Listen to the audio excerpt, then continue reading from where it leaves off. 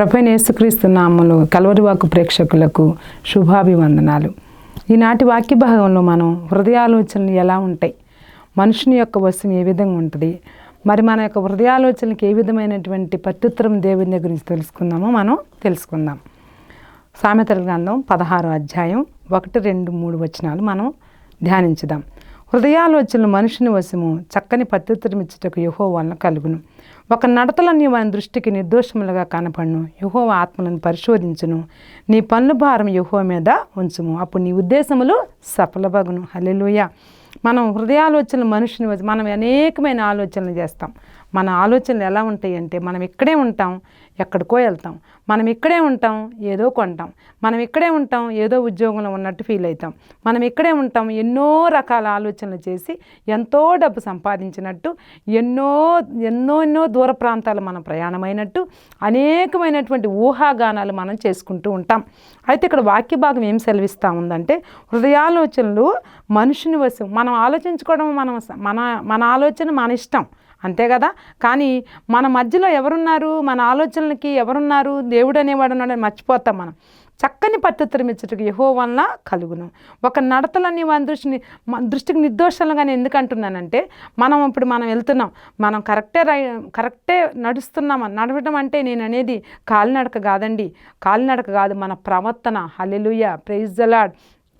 ప్రియమైనటువంటి బిడ్డలారా, ఒక నడతలని వాని దృష్టికి నేనేం తప్పు చేస్తున్నా, నేనేం తప్పు మాట్లాడుతున్నా, నేనేం తప్పు చూస్తున్నా అని మనం సర్టిఫికెట్ ఇచ్చుకుంటాం. కానీ ఆయన యెహోవా ఆత్మలను పరిశోధిస్తాడు, మన హృదయాలోచన పరిశోధిస్తాడు, మన యొక్క నిర్ణయాలు పరిశోధిస్తాడు, మన ఆలోచన పరిశోధిస్తాడు, మన కంటిచూపు పరిశోధిస్తాడు.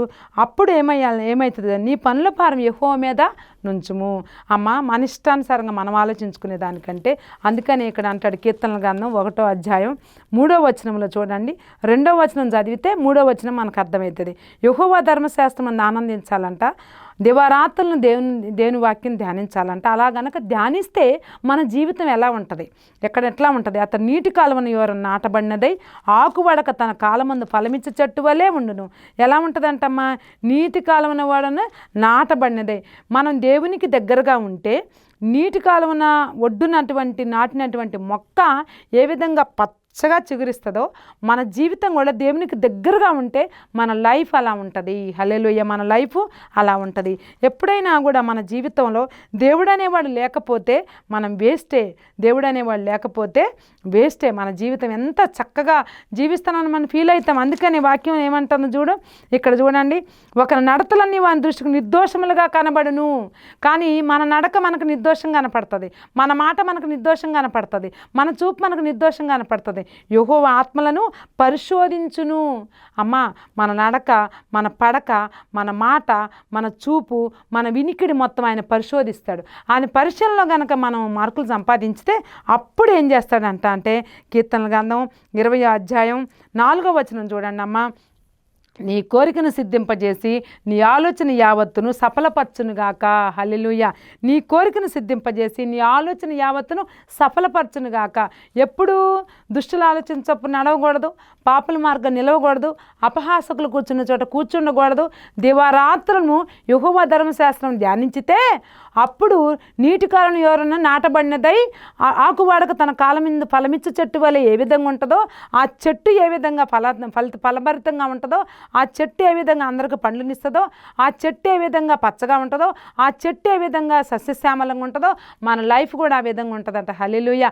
అటువంటి గొప్ప ఆశీర్వాదం మనం తీసుకోవాలంటే ఎలా ఉండాలి, మనం దేవుని దృష్టికి ఎలా ఉండాలి, నీతిమంతులుగా ఉండాలి, మన నడకలు చాలా చక్కగా ఉండాలి. అప్పుడు యెహోవా ఏం చేస్తాడంట అంటే, మన యొక్క భారాన్ని మొత్తం ఆయన మోస్తాడంట. నిజమేనమ్మా. మన జీవితంలో మనం ఎప్పుడైనా కూడా గమనించండి, మనం ఎంతో తొందరపడతాం, ఎంతో ఆత్రపడతాం, ఎంతో ఆలోచిస్తాం, ఏమో ఫీల్ అవుతాం. కానీ దేవుడు అనేవాడు మనల్ని గమనించి మనకి ఎప్పుడు ఏది ఇవ్వాలో అప్పుడే ఇస్తాడు. హల్లెలూయా. అందుకని నీ పనుల భారం యెహోవా మీద ఉంచితే ఏం జరుగుద్దో మనం తెలుసుకుందాం వాక్య భాగం ద్వారా.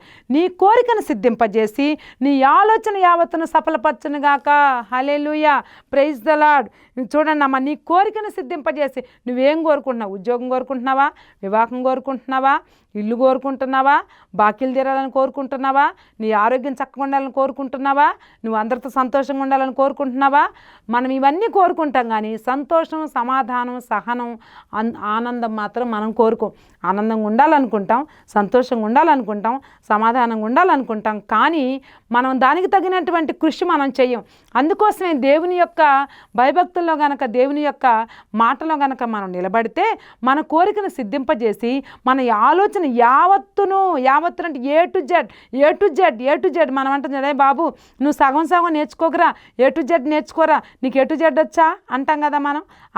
ఆ నుండి ఆహా వరకు వచ్చా, రౌతు వరకు వచ్చా అంటాం కదా మనం పిల్లల్ని. అంటే మధ్యంతరంగా నేను డిక్టేషన్ పెడితే నువ్వు రాయగలవరా బాబు అని మనం అంటూ ఉంటాం కదా పిల్లల్ని.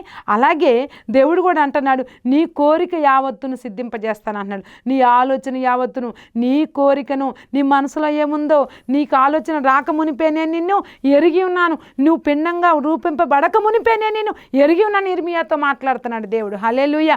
అవునమ్మా, నిన్ను సృజించిన వాడు దేవుడు, నిన్ను సృష్టించిన వాడు దేవుడు, నిన్ను కన్నవాడు దేవుడు, నీకు అన్నీ ఏర్పాటు చేసిన దేవుడు, నీ తల్లి గర్భంలో పిండంగా ఉంచింది దేవుడు. కాబట్టి దేవునికి తెలియదా నీకేం కావాలో? కానీ మనమే తొందరపడుతూ ఉంటాం. ప్రియమైనటువంటి బిడ్డలారా, ఈ యొక్క పరిస్థితిని చూడండి. హృదయాలోచనలు మన హృదయాలోచనలు చేసుకోకూడదు. మన హృదయం ఉంది కదని మన ఇష్టానుసారంగా ఆలోచించకూడదు. మన హృదయం మన ఇష్టం అనుకోకూడదు. మన హృదయం ఎవరిచ్చారు? మనకి గుండె ఎవరిచ్చారు? మనకి మనసును ఎవరిచ్చారు? మనకి జీవితాన్ని ఎవరిచ్చారు? దేవుడిచ్చాడు. కానీ దేవుడిచ్చాడు కాబట్టి మన ఆలోచన యావత్తును దేవునికే ఇష్టంగా ఉండాలి, మన మాట దేవునికి ఇష్టంగా ఉండాలి, మన చూపు దేవునికే ఇష్టంగా ఉండాలి. అప్పుడే మన కోరిక సిద్ధింపబడుతుంది, అప్పుడే మన ఆలోచన సఫలపరచబడుతుంది. అటువంటి ఆశీర్వాదం కావాలనుకుంటే మన ఆలోచనలు మొత్తం దేవుని వశంలో ఉంచుకోవాలి, మన పనుభారం మొత్తం దేవుని మీద ఉంచాలి. మన ఉద్దేశం, అప్పుడు నీ ఉద్దేశములు సఫలమగును. ఎప్పుడైతే మనం దేవునికి ఒక కమిట్మెంట్ చేసుకుంటామో, ఎప్పుడైతే మనకు దేవునికి లోబడతామో, ఎప్పుడైతే మనం దేవునికి జీవితాన్ని సమర్పించుకుంటామో, అప్పుడు మన ఉద్దేశాలన్నీ సఫలమగునుగాక అంటున్నాడు కీర్తనాకారుడు. హల్లెలూయా. ఆయన జీవితం అలాగే గడిపాడు. కొన్ని సంఘటనల విషయం మనకు అవసరం లేదు. మనం జీవితం చూడాలంటే మనకు చెడుకు సంబంధం లేదు. మనం మంచి మాత్రమే ఎన్నుకోవాలి, చెడు విషయాలు మనం పట్టించుకోకూడదు. అప్పుడు నీ ఉద్దేశములు సఫలమగును. మన ఉద్దేశం సఫలం కావాలన్నా, మన కోరిక సఫలం కావాలన్నా, మన ఆలోచన యావత్తు మరి సిద్ధింప కావాలన్నా, ఆలోచన యావత్తు సఫలపరచబడాలన్నా దేవునికి మనం లోబడి ఉండాలి. అటువంటి గొప్ప ఆశీర్వాదం దేవుడు మనకి అనుగ్రహించునుగాక. ఆమేన్. ఈ వాక్యం గురించి మనం ప్రార్థన చేసుకుందాం. పరిశుద్ధమైన తండ్రి, ప్రేమగల నాయన, కృపగల దేవ, కరుణగల దేవ, ఇదిగో ప్రభా, ఈ వాక్య భాగాన్ని దీవించి ఉన్నావు. హృదయాలోచన మనుషుని వశం, చక్కని పత్రిచనమిచ్చడు యెహోవా వశం అంటున్నావు. అటువంటి గొప్ప ఆశీర్వాదం ఇచ్చినందుకే మీకు వందనాలు. నీ కోరికను సిద్ధింపజేసి నీ ఆలోచన యావత్తును సఫలపరచునుగాక అంటున్నావు. అవును ప్రభా, నీకు స్తోత్రాలు. నీ పనుల భారం యెహోవా ఉంచుముందు అంటున్నావు. అవును ప్రభా, అప్పుడు నీ ఉద్దేశములు సఫలమగును అంటున్నావు. అవును ప్రభా, మా జీవితాన్ని మీకు సమర్పించుకోవాలి, మా మాట మీకు సమర్పించుకోవాలి. అయ్యా, ఏ టు జెడ్ మా జీవితంలో ఏమేమి చెడు లక్షణాలు ఉన్నాయో అవన్నీ పోగొట్టుకుంటే దుష్టులు, పాపులు, అపహాసకులు, ఈ 3 సెక్షన్స్లో మేము ఉండకూడదు.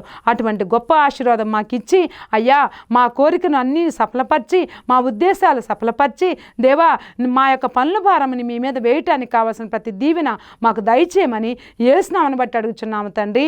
ఆమేన్.